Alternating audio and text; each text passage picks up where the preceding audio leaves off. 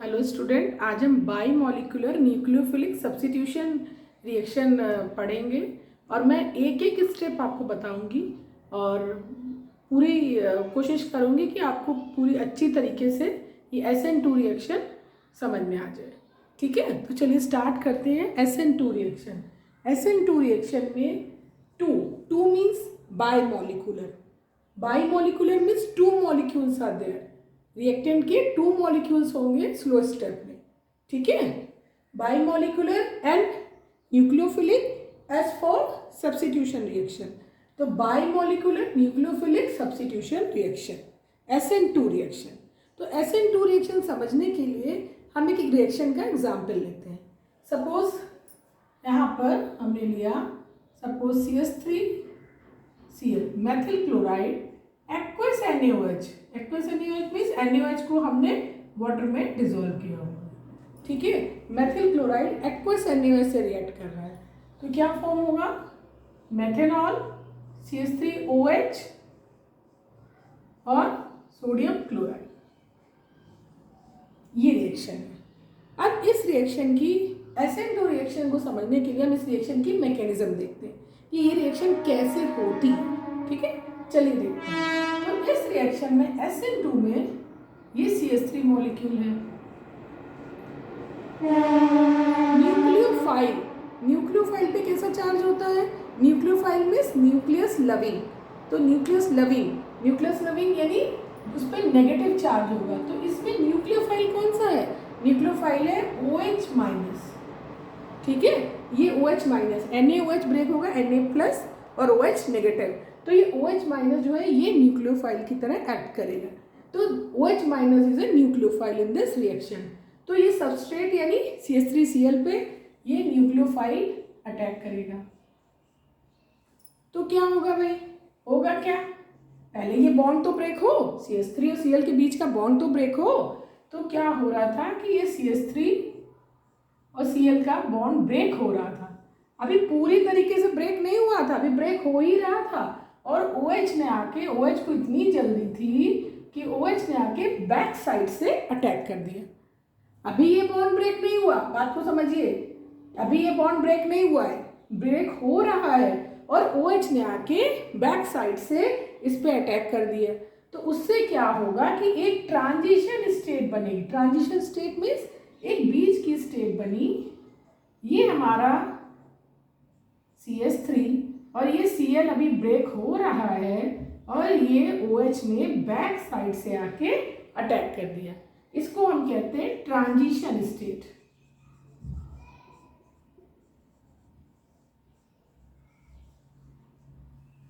तो transition state is very unstable. Very unstable क्यों है? क्यों? यहाँ कार्बन की वैलेंसी देखिए, कार्बन की वैलेंसी कितनी है?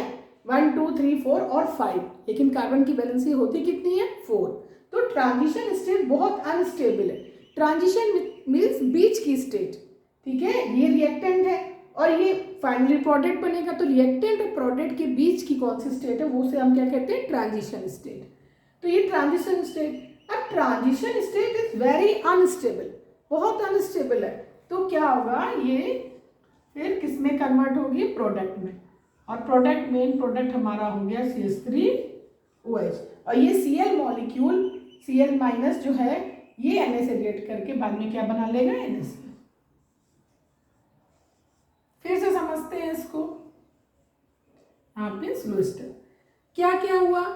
ये हमारा सबस्ट्रेट था, ऑर्गेनिक मॉलिक्यूल था।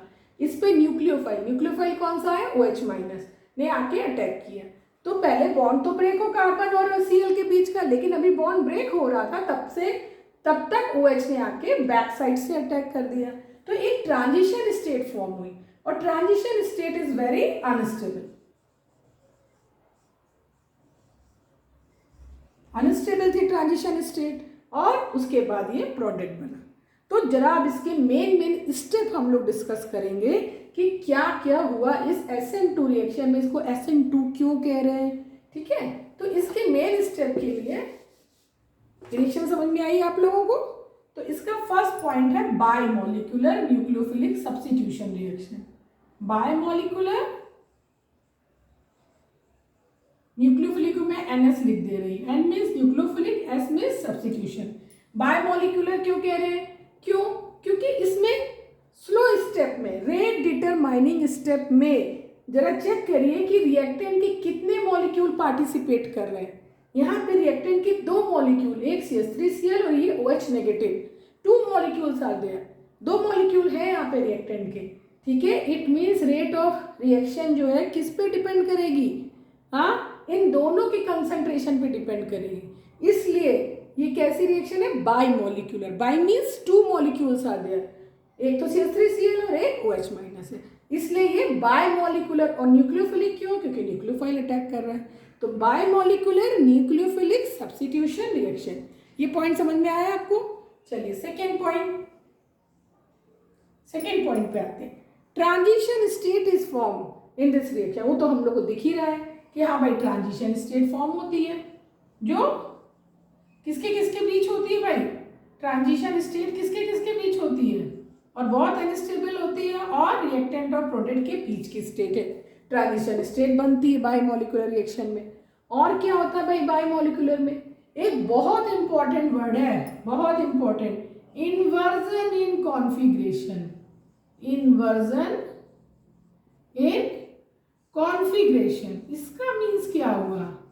इन्वर्जन इन कॉन्फिग्रेशन मीन्स जो कॉन्फिग्रेशन है मॉलिक्यूल का, डी और एल, 2 कॉन्फिग्रेशन होते हैं। एक डेक्सो रोटेटरी मॉलिक्यूल को क्लॉकवाइज रोटेट करता है, एक होता है लेवो रोटेटरी जो एंटी क्लॉकवाइज रोटेट करता है। तो सपोज CH3Cl का कॉन्फिग्रेशन अगर डी है तो यहाँ पे CH3OH का उल्टा हो जाएगा। क्या हो जाएगा? L हो जाएगा। अगर इसका L है तो इसका क्या हो जाएगा? D, मतलब कॉन्फिग्रेशन क्या होगा? पलट जाएगा, इन्वर्स हो जाएगा। इन्वर्जन इन कॉन्फिग्रेशन, जैसे बहुत तेज हवा चल रही है और बारिश भी हो रही है, तो हम लोग क्या कर रहे हैं? अम्ब्रेला लिए थे, खोल लिया भाई अम्ब्रेला, अब लेकिन बहुत तेज हवा चल रही है, तो अम्ब्रेला तो हम ठीक से पकड़े हुए हैं, लेकिन अम्ब्रेला क्या होता है? उल्टा हो जाता है, ठीक है। तो just like that configuration invert हो गई, पलट गई। जैसे अम्ब्रेला बहुत तेज हवा में पलट जाता है ना, वैसे इसकी जो कॉन्फिग्रेशन है क्या हो जाएगी? पलट जाएगी, डी से एल या एल से डी हो जाएगी। क्लियर है? इन्वर्जन इन कॉन्फिग्रेशन, ये बहुत इंपॉर्टेंट वर्ड है कि कॉन्फिग्रेशन इसकी क्या हो गई? पलट गई। तो बायोमोलिकुलर न्यूक्लियोफिलिक सब्स्टिट्यूशन, ये बात समझ में आ गई। ट्रांजिशन स्टेट फॉर्म होती है, ये भी बात समझ में आ गई। इन्वर्जन इन कॉन्फिग्रेशन, कॉन्फिग्रेशन क्या हो गया है? रिवर्स हो गया है, पलट गया है। डी है तो एल और एल है तो डी। क्यों हुआ? क्योंकि ये OH ने बैक साइड से अटैक किया। Cl अगर इस साइड है, OH ने बैक साइड से, तो जो न्यू मॉलिक्यूल फॉर्म होगा उसका कॉन्फिग्रेशन ओरिजिनल वाले से क्या होगा? रिवर्स। ठीक है, क्लियर हुआ? नाउ नेक्स्ट पॉइंट, जरा इसका रिएक्टिविटी ऑर्डर देखते हैं, क्या इनका रिएक्टिविटी ऑर्डर है। ठीक है, तो देखिए भाई, ये CH3 थे, अभी बॉन्ड ब्रेक हो रहा था, OH ने आके बैक साइड से अटैक किया। अब मान लीजिए आपका जो मेन डोर है घर का, उसमें आपको एंटर करना है, ठीक है। तो क्या हुआ कि वहाँ पे 2 बड़े बड़े चौकीदार आके खड़े हुए हैं, ठीक है।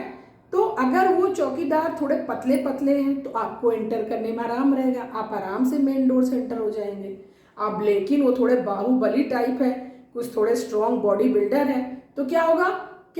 आपको एंट्रेंस में मेन डोर से थोड़ी दिक्कत होगी। बिल्कुल उसी तरह समझिए, बिल्कुल वैसे ही अगर यहाँ पे कार्बन से अटैच जो ये हाइड्रोजन है, ये स्मॉल मॉलिक्यूल है लाइक हाइड्रोजन, तो रिएक्शन जल्दी होगी, रेट ऑफ रिएक्शन क्या होगा? फास्टर होगा, छोटा मॉलिक्यूल होगा। लेकिन यहाँ अगर बड़े ग्रुप अटैच है तो रेट ऑफ रिएक्शन क्या हो जाएगा? कम हो जाएगा। तो रिएक्टिविटी ऑर्डर क्या होगी भाई इसकी? अल्किल हैलाइड अगर 1 डिग्री है तो ज्यादा होगी, फिर 2 डिग्री, फिर 3 डिग्री। ये अल्किल हैलाइड का रिएक्टिविटी ऑर्डर है 1 2 3 ड्यू टू स्टेरिक हिंड्रेंस, कि ये मॉलिक्यूल इस OH पे रास्ते में आके हिंडर ना करे। ठीक है, तो लाइटर मॉलिक्यूल होगा तो OH इजीली, बहुत इजी से अटैक करेगा। क्लियर है ये बात? तो reactivity order of alkyl halide क्या हो जाएगा? Reactivity order of alkyl halide क्या होगा भाई? 1 डिग्री, 2 डिग्री और 3 डिग्री, ये इनका रिएक्टिविटी ऑर्डर हो गया। तो मेन पॉइंट हमारा SN2 में सबसे पहले हमें इसकी फुल फॉर्म लिखनी है। क्या फुल फॉर्म है? Bimolecular nucleophilic substitution reaction. और SN2 को लिखने का तरीका ऐसे है। उसके बाद हम क्या लिखेंगे? Transition state is form in this reaction. Transition state means एक बीच की स्टेट फॉर्म होती है जो बहुत ही अनस्टेबल होती है। आप देख रहे हैं रिएक्टेंट से पहले ट्रांजिशन स्टेट देन प्रोडक्ट। उसके बाद इन्वर्जन इन कॉन्फिग्रेशन। कॉन्फिग्रेशन जो ओरिजिनल मॉलिक्यूल है उसका कॉन्फिग्रेशन प्रोडक्ट से उल्टा होता है, जस्ट रिवर्स होता है। अगर इसका D है इसका L हो जाएगा, इसका L है तो इसका D हो जाएगा। Reactivity order 1 2 3। Primary alkyl halides बहुत जल्दी से रिएक्शन देगा, फिर सेकेंडरी, फिर tertiary due to steric hindrance. Clear है बात? तो ये SN2 रिएक्शन आपको समझ में आई? कोई प्रॉब्लम तो नहीं है? कोई भी प्रॉब्लम हो तो आप कमेंट करके मुझसे पूछ लीजिएगा। अब नेक्स्ट क्लास में मैं SN2 की रिएक्टिविटी ऑर्डर के आपको क्वेश्चंस कराऊंगी। Thank you.